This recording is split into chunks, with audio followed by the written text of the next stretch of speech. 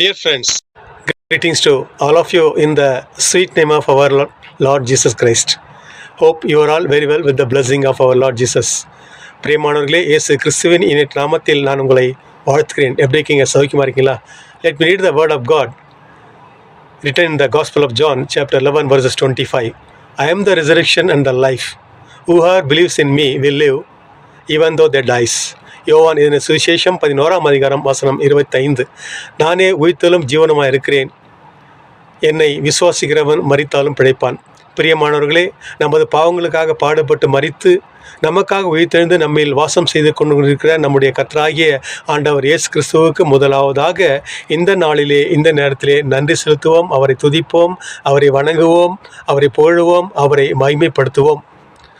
பிரியமானவர்களே, நம்முடைய வாழ்க்கையில் என்னதான் கஷ்டங்கள், சோதனைகள், கவலைகள் இருந்தாலும் நாம் ஒன்றுக்கும் கவலைப்படாமல் இயேசுவின் உண்மையில் சீஷர்களாக இருந்து நமது உடல், பொருள், ஆவி அனைத்தையும் அவருக்கே அர்ப்பணம் செய்து அவர் விட்டு சென்ற பணியை நாம் தொடர்ந்து செய்து மற்றவர்களையும் இயேசுவின் சீஷர்களாக மாற்றுவோம்.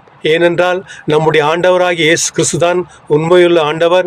நம்முடைய ஆண்டவராகிய இயேசு கிறிஸ்து தான் உயிரோடு இருக்கிற ஆண்டவர். அப்படி உயிரோடு இருந்ததனால்தான் நாம் இன்னும் உயிரோடு வாழ்ந்து கொண்டு இருக்கிறோம். ஆகையால் கிறிஸ்துவுக்குள் பிரியமானவர்களே, நமது உள்ளத்திலும் இல்லத்திலும் தங்கியிருந்து இன்னும் நம்மை வாழ வைத்து கொண்டிருக்கிற நம்முடைய கல்வாரிநாதர் இயேசு கிறிஸ்துவை ஒரு விசை நாம் நோக்கி பார்ப்போமே.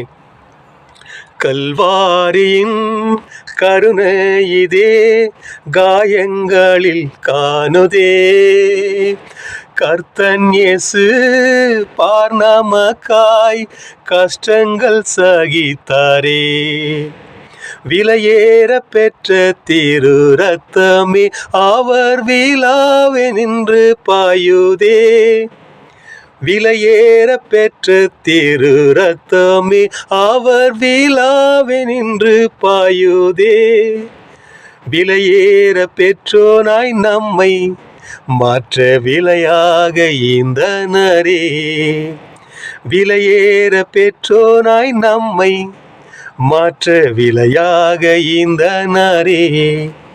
கிருபையும் இரக்கமும் நிறைந்த நல்ல ஆண்டவரே, இந்த நாளிலும் கூட இந்த நேரத்திலே உம்மை துதிக்கிறோம், உம்மை புகழ்கிறோம், உம்மை மகிமைப்படுத்துகிறோம், உமக்கு ஸ்தோத்திரம் செலுத்துவோம். எங்களுடைய வாழ்க்கையில் இந்நாள் வரையில் நீர் செய்த நன்மைகளுக்காக நாங்கள் உமக்கு நன்றி செலுத்துகிறோம். நீர் செய்த எல்லா நன்மைக்காகவும் உமக்கு ஸ்தோத்திரம் செலுத்துகிறோம். இன்னும் ஏராளமான தேவைகள் சந்திக்கப்படாமல் இருக்கின்றன இயேசப்பா. ஆகவே எங்களுடைய இருதயத்தின் யோசனைகளையும் சிந்தனைகளையும் தேவைகளையும் அறிந்து உமது கிருபையாலும் இரக்கத்தாலும் எங்களுக்கு அவைகளெல்லாம் நீர் எங்களுக்கு கொடுக்க வேண்டும் என்று இந்த ஜெபத்தின் மூலமாக வேண்டுதல் செய்கிறோம். அப்பனே, காத்திருக்கிறோம், தயவாயிரும். தேவைகளை சந்தித்தலும் வழி நடத்தும். இறைமகன் இயேசுவின் மூலம் ஜெபம் கேளும் நல்ல பிதாவே. ஆமேன், ஆமேன். Thank you, friends.